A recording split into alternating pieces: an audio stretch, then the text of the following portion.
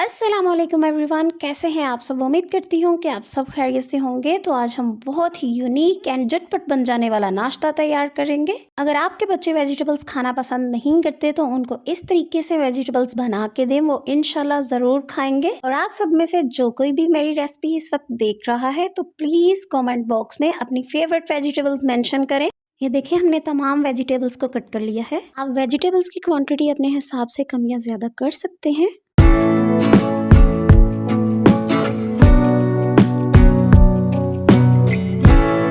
Boneless chicken भी हम इसमें ऐड करेंगे।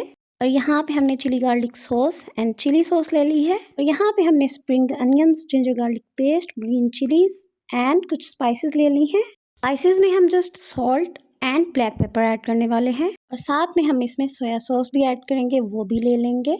तो चलिए आइए फिर बनाना स्टार्ट करते हैं और बाकी की रेसिपी आप इंजॉय करके देखिएगा।